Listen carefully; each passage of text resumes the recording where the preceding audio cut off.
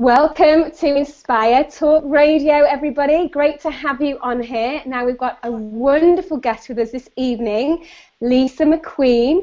Now, Lisa, I'm actually going to read this because it's amazing.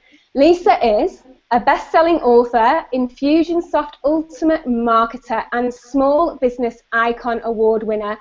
She is a marketing maven when it comes to all things marketing, so that is what we're going to be talking about tonight.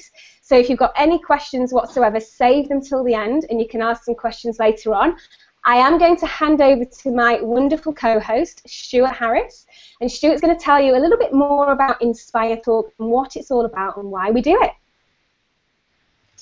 Thanks very much, Laura. It's really good to see you again. And yeah, InspireTalk is really an emerging online radio program which is going ahead in leaps and bounds at this particular moment. But it's all about bringing to you some fantastic quality speakers who deliver a fantastic quality message, and they give us the vital takeaways that our guests can use pretty much straight away and apply them immediately in their businesses, their personal life, or whatever they're doing with themselves. So, look, it's a really good show. It's really gaining some traction, and I think we're going to see some really exciting events coming up in the future. Awesome. Thank you, Stuart, and welcome, Lisa. Thank you very much, Laura and Stuart. Thank you so much for having me this evening.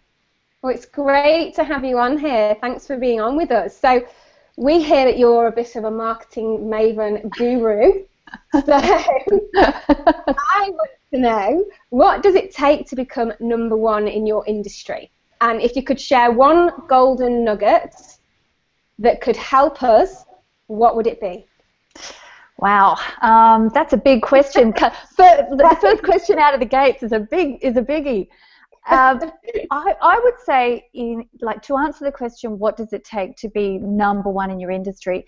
I think it really takes an enormous amount of focus and devotion to the people that you serve, and more than wanting to make loads of money, super fast. When you've got the mindset of how can I solve someone's problems and how can I serve them and make sure they have a great customer experience, word tends to travel, because that kind of thinking in business is not common, although it should be. And so when clients find someone who really does get them and connect with them on a host of different in a host of different ways, then that customer feels really special, and they talk to other people, and that's part of, you mentioned me as the marketing maven, and it's so funny because so many people have called me that. I think it's because, that sense of serving and helping and problem solving is how you do get to be, the top of your industry.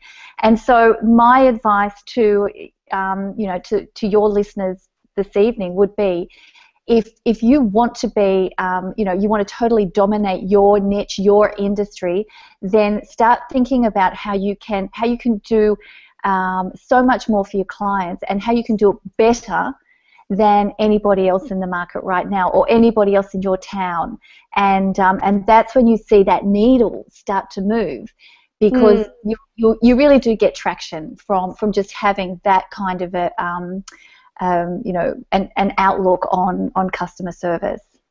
Yeah, absolutely, and that's one of the things that I know that you are an expert in, and you talk a lot about automating your business. How important is it to bring that into your business, whether it is a service-based industry or a product-based industry? How important is it to automate?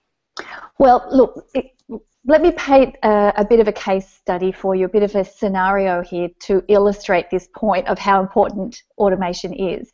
So if you're an online business, for example, and you're getting leads and prospects coming through your website, and they're saying, yes, I want a quote on whatever it might be that you're providing, whether it's a service or a widget, whatever it is.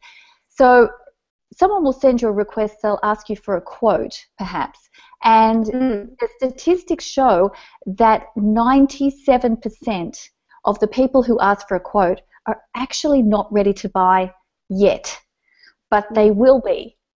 And this is where automation comes in to help a business owner, because that 97% who are not ready to buy yet are by no means wasted leads. They're just leads that aren't ready to buy today. But they could be filling your sales and marketing funnel tomorrow, next week, next month, next year even. So having automation there helps you to manage the follow-up and stay in touch in like a cool, non-stalkery kind of way.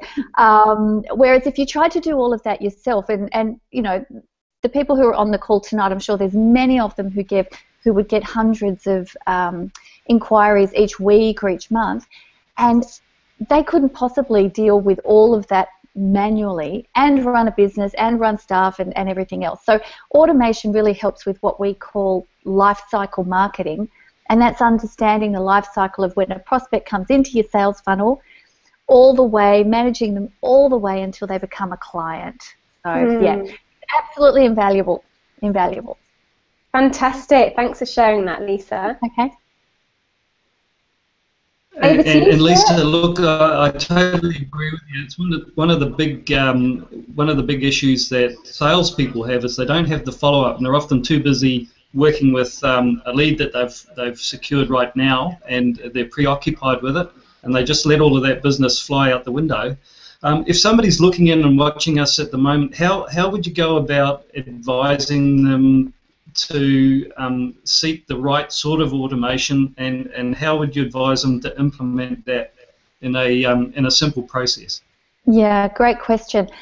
Look, I guess it depends on the kind of business that you're operating. But what I would suggest to the listeners this evening is don't think about what it is that you need right at this very second. Imagine where you want to take your business. So by that I mean you don't want to be buying or using a free little app that might come with your WordPress website when in 12 months' time you're going to need to start again with something else. I would always recommend go for the best that you can afford and get an expert to implement it for you, to do the work for you. Because, look, let's face it, most small business owners, it's not their native genius to understand automation campaigns or to understand the strategy and the tactical things that you could do to give you a competitive advantage, whereas experts do. So make sure that you get the system that you can afford, like the best system you can afford, and get the right help at the right time. I love that. Absolutely, and you can upgrade it at a later stage, can't you? That's right. You can upgrade it at a later stage if you've got the right system. So you want to have a system that, if you're an online business, then obviously e-commerce is like massively important to you. So trying to patch together something like MailChimp and one shopping cart, like if you try to patch it all together, it really ends up costing you a lot more money in your time and just all the APIs and all of that sort of thing. So I would always say, I mean, you heard it in the intro, I'm completely biased with who I love using, but go with the system that the best system that you can afford, and get an expert to implement it for you. Yeah, I have to just chip in there, Lisa.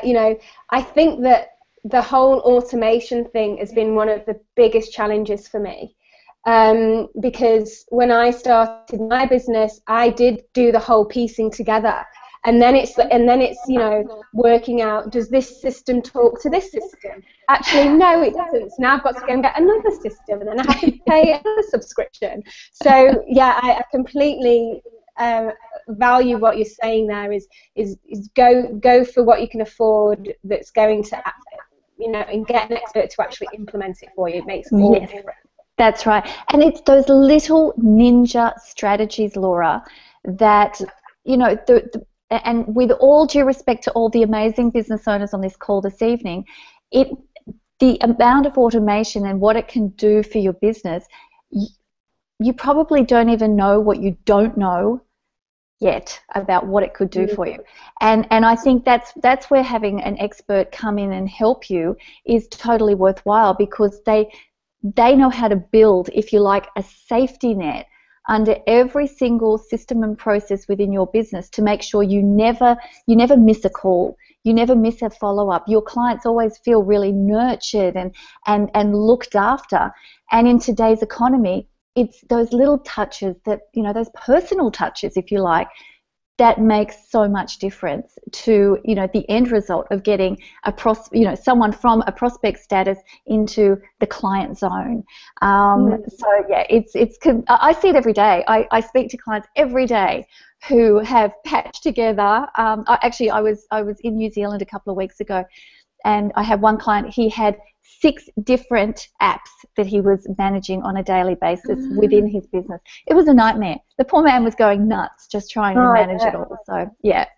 So we've got him onto one. Awesome. Yeah, absolutely. So let's talk about, on that note, your 7-step power principle system. Can you tell us a little bit more about that and what it means and how it works? Yes, I can definitely do that.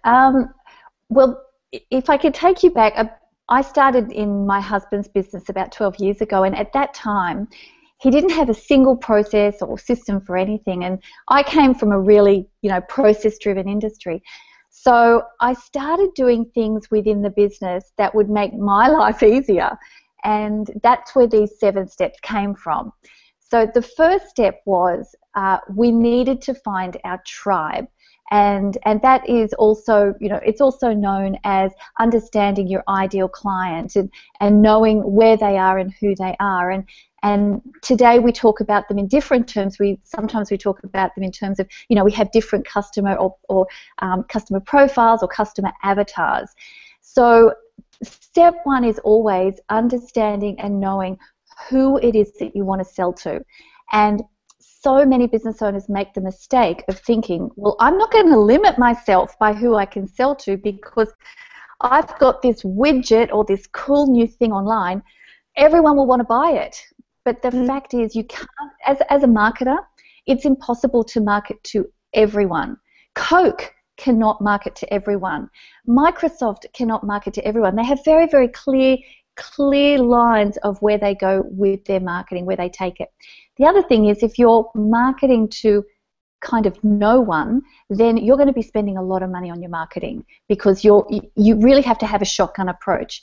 So that's step 1. Know who your ideal client is, know who you want, and that they would be things like who if you look at who your best clients are right now in your business, look at some of their qualities. Do they pay you on time? Are they happy to refer you?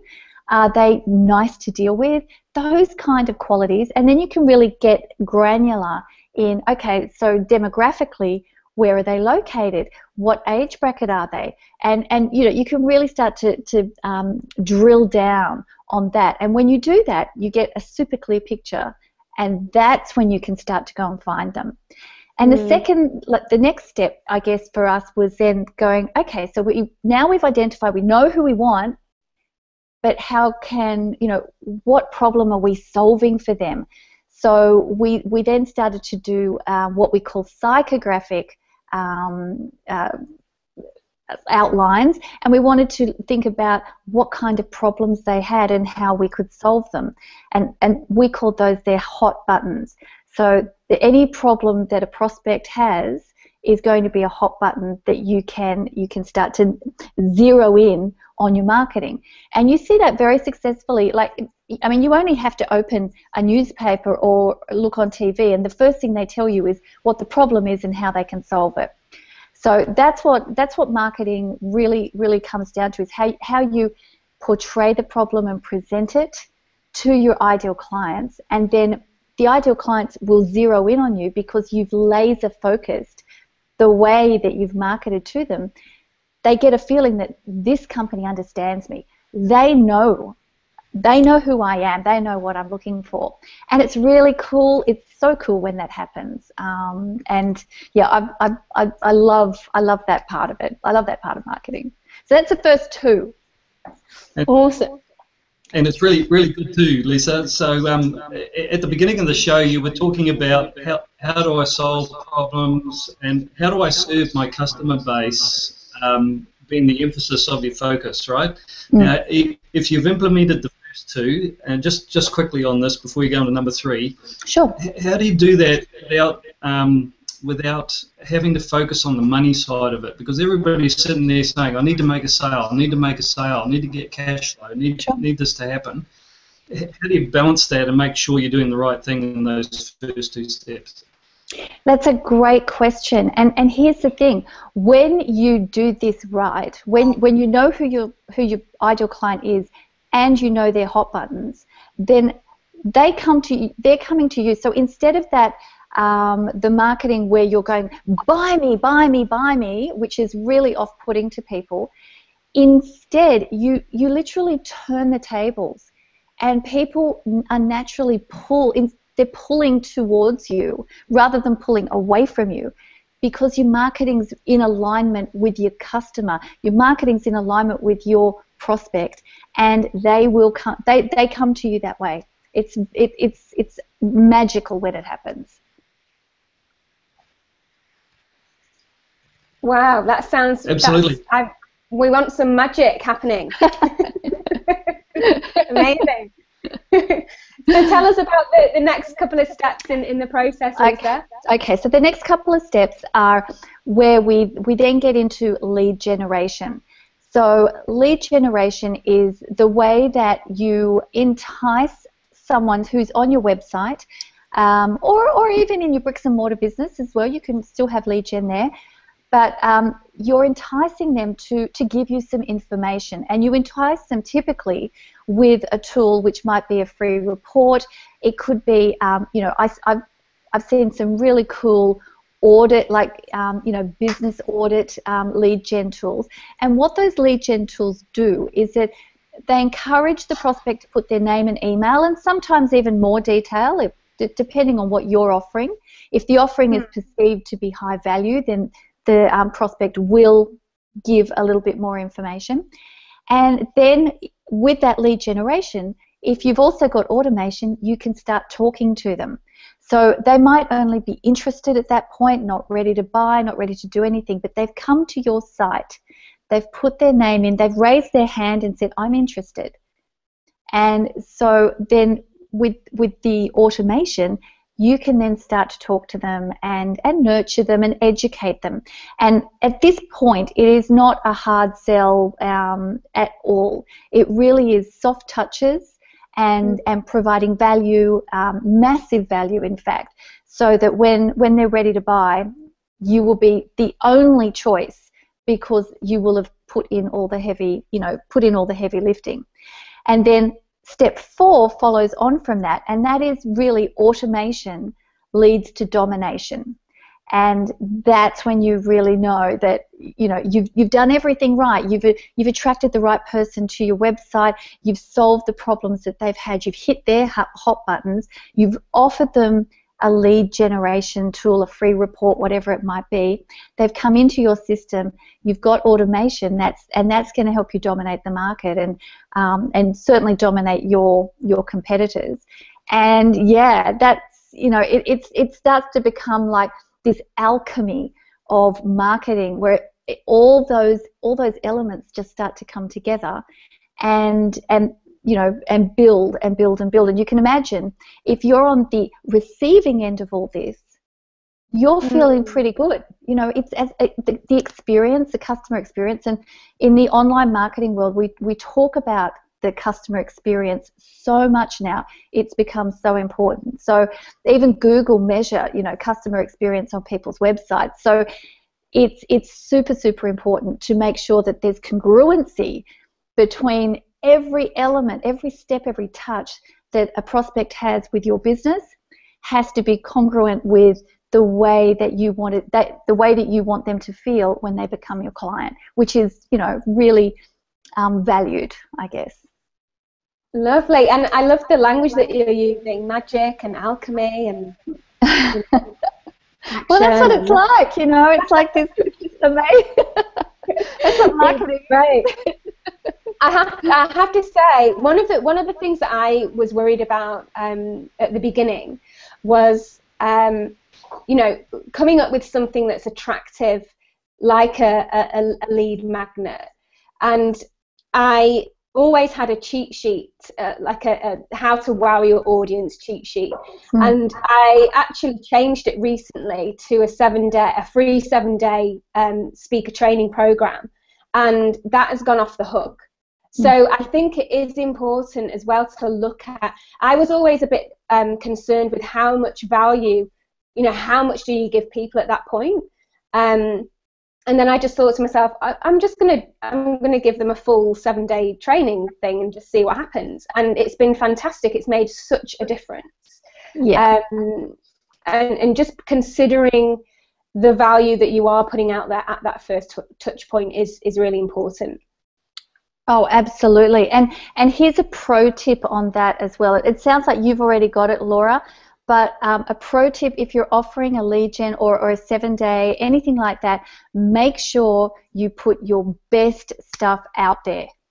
Don't hide it away, because let me tell you, if the first step or the second step or the first video, second video, if they don't wow, they will not hang around for third, fourth, fifth, sixth, and seventh.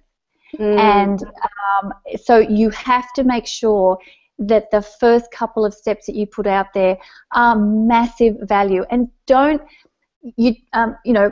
with respect, you don't have to worry about people learning all your best stuff up front in the first video, because it's only a tiny sliver of what you do. It's not the whole picture.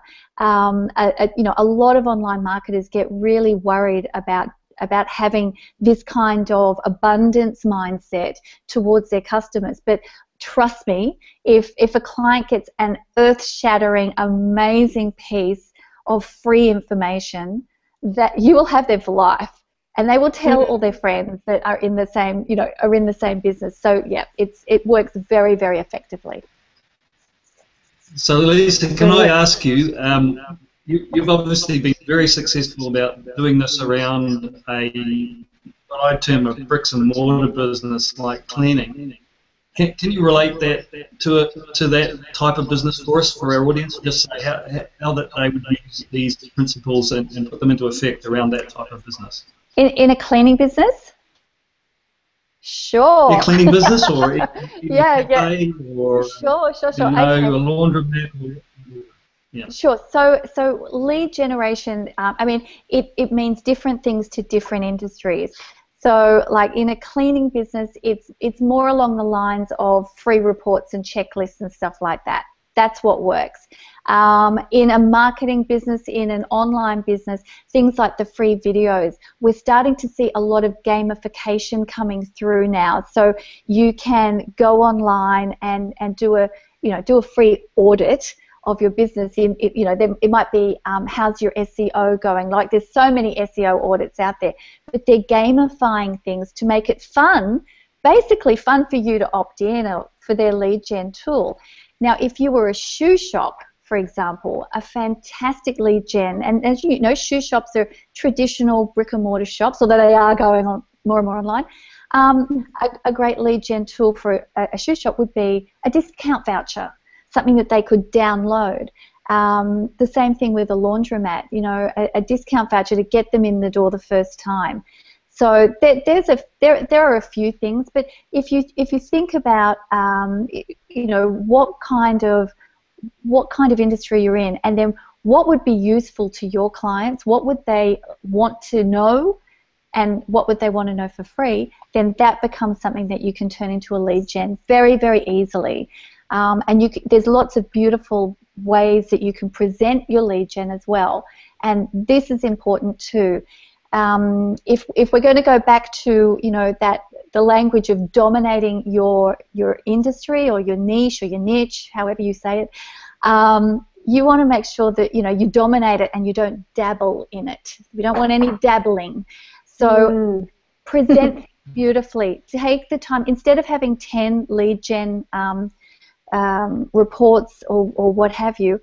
If you can only afford to get one done really well, just have the one until you can have the next one done really well too. It devalues your product and your brand if you just send it out as a PDF, a bland PDF with nothing, nothing pretty on it. People are in this day and age looking for a much better experience of free stuff. So there's great software out there. Venngage, I love Venngage. You can do beautiful infographics very, very quickly, very easily. And there's quite a few out there that you can use, or you can go onto Fiverr if you don't have the technical skills to do it. But just make sure perfect grammar, perfect spelling, and make sure it looks good. Wonderful. And there's so much stuff available to businesses these days, isn't there? I mean, you can go online, you can get some really good quality support, virtual assistants, all sorts of content and composition websites and things like that. So it's all available. I understand this is 7-step system. Lisa, is there another step in the lineup? There's actually 3 more steps we haven't got to yet. The first, so the next step is, and I'll keep it brief because I know we're on a bit of a timeline here. Personal touches, and this is a big one for me. I like to have, with all of my marketing, I don't ever want everything that someone receives from me to be via email. I want them to hear from me via SMS, a telephone call, email. I want something to land hard on their desk, a package, a gift, a box, something like that. So make sure that you put personal touches within your marketing at as many points as you can, because it breaks it up, it keeps it interesting for the prospect, and it also keeps it interesting for your client. And with anything that comes in the mail, there's an enormous movement back to direct marketing, like old school, if you like, direct marketing, where things land on someone's desk. Because when was the last time a package arrived at your home or on your desk and you didn't open it? It's like never. It never happens. So if you want to guarantee open and you want eyes on what you're sending, that's a beautiful way to do it. And yes, it does cost more in time. It costs a bit more in postage and what have you. But the return on investment is exceptionally high, as long as you are, targeting the right market. And if you've been following these 7 steps, you will have done that. So personal touches, and you can automate all that too, just by the way. All the personal touches, all the gifts, all the cards, everything that I send out is fully automated. So I don't even have to think about it. So that's another one. The next one is make sure you get upsells and referrals. So, if you're selling one thing, you need to have what we call an escalation. So as an online marketer, you come in with a lead gen offer, and then you might offer what we call a tripwire, which is just, it's a small thing for just a few dollars. It might be like less than $20. The idea with the tripwire is that if you've got a prospect who's prepared to pay for something that you've put out, that prospect then becomes much hotter, much hotter. So taking a prospect through this escalation, and then we take them up to, another program, and that could be your foundational program, and that's great, but you always want to have one more thing above what you're offering so that they can move with you, they can grow with you, and you can offer them more. Because if you've got a happy client, and you should have, because you've followed all these steps, they will want more. And you don't want to be at the end of it going, I got nothing. You want to have some stuff there, and even right up to the very top. Even with my one-on-one clients, I still have something that I can offer them at the very top of my scale. So because not everyone will want it, but some do, and you need to be prepared for that. So upsells, always ask for referrals and testimonials, super important, and don't be afraid to do that. I like to do, I always like to ask personally, and give them an out. If they don't feel like they want to do it, then that's perfectly fine as well. But I always ask them after I've done something really nice for them, or after I've sent them a beautiful package of something. So be a little bit strategic about when you do it, and time it out. If you know what your customer is going through with you, the process and the pace that they're going through, you will know, or you should know, when they're going to be getting massive, what I call emotional ROI, which is like they're thinking in their mind, yeah, I spent my money with Laura Huxley and it's awesome. Like she's the perfect one to teach me how to speak on stage. You want them to be feeling that way, and when they are feeling that way, then they will be 99 times out of 100 delighted to write you a testimonial or refer you to others. So make sure you don't ask them for that when they're going, oh, I'm not sure about this, or they've got, you know, even worse if they've got buyer's remorse or something, but they won't have that. And look, and the final step, and this step is not original. This is not it is one of my foundational steps, but I learned this from my very first coach. My first business coach said to me, Lisa, a lot of people think that knowledge equals power, and it doesn't. It's the application of knowledge that equals power. So my final step is always take action. If there's been one thing that you have learnt today from, you know, your day at the office, from tonight's call, from anything, there's one thing that resonates with you, take some action and make that happen in your own business. And just even if it's just one small step, one thing will help you get, you know, just that little bit closer to your end game. And the end game should be that, you know, you do have a system, and a system, it stands for save yourself some time, energy, and money. So when you've got a system, that's what you'll do. You'll save yourself some time, energy, and money. So they're my 7 steps. Wonderful. I love that. Save yourself time, energy, and money. We all want to do that, don't we? Yes, we do. Yes, we do. Now, Stuart, have we got any questions that have come through? I'm just going to have a look and see whether we've had any through. I would like to ask you a question just before we wrap up and open the floor. Just quickly, can you tell us about your book that you're co-writing with Brian Tracy? You mentioned the power principles. Tell us a little bit about that. Yeah, well, after actually the book's out now, so the book's available on Amazon. Gee, I should have brought a copy right with me. Yeah. So, I do have one over there. I don't know if you can see it. But hang on, I'll grab it for you. Grab it, yeah, grab it. Fantastic. Awesome. Power principles. The book came out. It came out in 2015, and that was because Brian Tracy, he's a world-renowned marketer and sales trainer.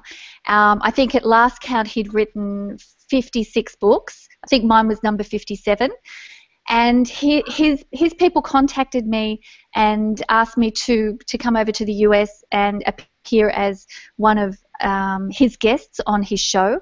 And I did that, and he was a beautiful, charming man. And then he said, look, I'm writing this book, and I'd love you to be a contributor to the book. So it was just one of those amazingly fortunate situations that I think I thought about it for like 1 second and said, yes, yes, I'll definitely do it. So yes, it has been wonderful. What a great opportunity. And I know that you had the opportunity to interview him as well, didn't you? Yeah. Oh, well, he actually interviewed me. Interviewed me. Yes, he did. And yes, it was quite the experience, let me tell you. It was in San Diego with all of his, all of the Brian Tracy team there, and it was fantastic. It really was great. So, but he's one of those sales, trainers that really is responsible for so many, probably hundreds of thousands of entrepreneurs you know, their success would be directly related back to Brian Tracy's outstanding, you know, tutelage, if you like. He really is an amazing man. Yeah. At least he got his priorities right, Lisa. That's right. He certainly has got he's got a system, let me tell you.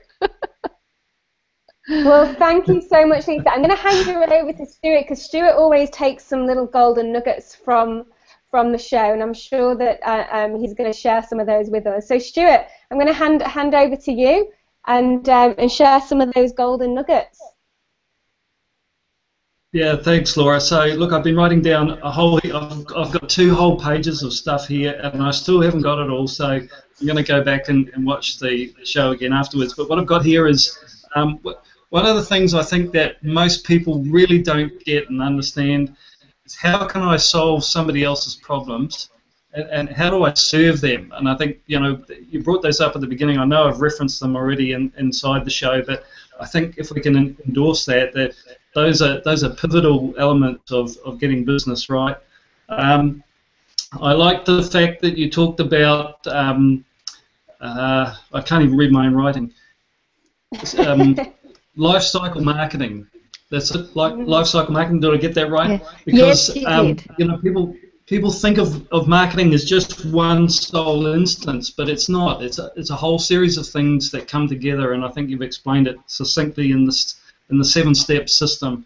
And look, one of the other items that I really liked you presenting to us, Lisa, was the fact that you talked about building a safety net system underneath all your automation, and I think that's pivotal too, because you can't rely on the automation entirely. Technology breaks down, and you do find that those issues happen. But hey, look, there's a whole lot more I could go on, and it's not for me to do that, because it's your content. And thanks, Laura, for letting me plug those ones in. Awesome, fantastic. Well, thank you so much, Lisa, for being with us tonight. Honestly, I'm going to go back and watch that again as well, because there was so much in there. I'm just going to take notes and notes and notes. So thank you for being with us. We absolutely loved having you on the show. Oh, thank you so much. Thank you for having me. It's been an absolute thrill to be with you guys and to be on the show. And I'm just, you know, if anybody would like to sort of contact me, feel free. I'm sure you guys will pop my details up somewhere when you post the video. Yeah, if there's any questions, anything at all, I'm always available for you know, for a chat. So just let me know. Fantastic. Thank you so much. Lisa, do you have a landing page of some sort that people can go to just to get something, maybe a free ebook or anything like that? Sure, of course. If you want to head on over to cleaningmarketer.com / what will I send you to? Let's go to / follow-up. That should get you there. Or you can just go to cleaningmarketer.com. There's also lead gen on there as well. All my blogs, there's little lead gens all over my blogs as well. So anyway, pretty much anywhere you go, you'll find some. Yeah. Wonderful. Well, that's a wrap, everybody. We had a fantastic evening with Lisa. She shared so much insightful information. So I hope you've all taken lots of notes as well. We've got some really exciting shows coming up, including Lisa Messenger from the Messenger Collective. That's coming up in July, so make sure that you keep track of our website, InspireTalk.net. All of our upcoming shows are on there, so get yourselves on there and don't miss it. And have a fantastic night. Lisa, thanks once again. Stuart, you were brilliant, and we'll see you all again soon. Thank you. Thank you, everybody. No, thank you. See you later. Bye. Bye.